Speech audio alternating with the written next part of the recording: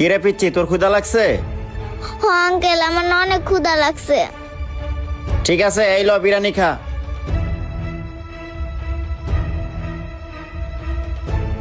আরে ওই লোকটা ওইখানে কি করতেছে?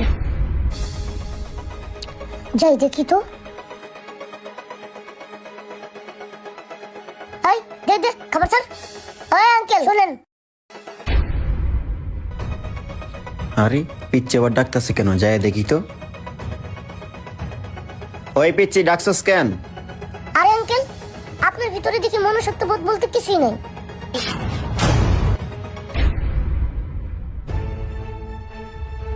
আরে আঙ্কেল, আপনারা তো দেখতে ভদ্রলোকের মতো দেখা যায়, কিন্তু আপনার মন এত নিচু কেন?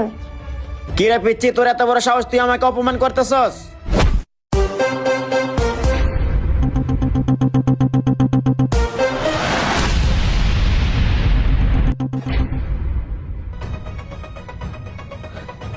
আরে ভাই, আপনি এটা কি করতেছেন?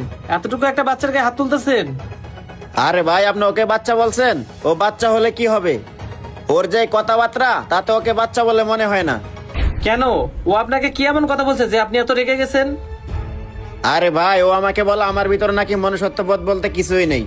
এখন আপনিই বলেন, তাহলে ওকে আমি মারবো না কি করব? আচ্ছা বাবু, বলো তো, তুমি এই লোকটাকে এভাবে অপমান করছো কেন? আঙ্কেল, ওই লোকটা কি করছে তাহলে শোনেন।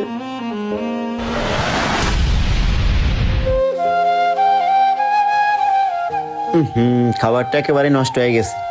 এই খাবার আর খাওয়া যাবে না। যাই, খাবারটা ফালাই দিয়ে আসি।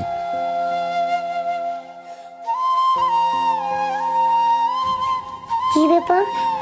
ওই লোকটা ওইখানে খাবার নিয়ে কি করতেছে? আমি যাই না।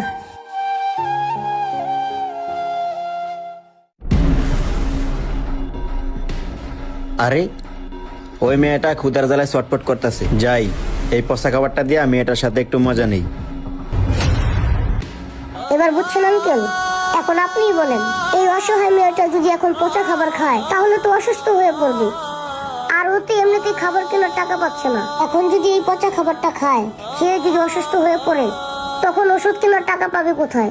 আর এই কথাটাই আমি আঙ্কেলকে বোঝাতে চেয়েছিলাম, কিন্তু আঙ্কেল তো কথাটা বুঝলো না, শুধু শুধু আমাকে আরো মারতে আসছিল। ভাই, সবই তো শুনলাম, কিন্তু আপনার মতো লোকের কাছ থেকে এরকমটা আশা করি নাই। আর আপনাকে দেখে তো ভদ্রলোকই মনে হয়। এবার আপনিই বলেন, আপনি কি কাজটা ঠিক করছেন? হ্যাঁ ভাই, এটা আমার অনেক বড় অন্যায় হয়ে গেছে। বাবু, তুমি আমাকে মাফ করে দাও। আর মামনি, আমি তোমার সাথে যেই কাজটা করছি এটা একেবারে অন্যায় করছি।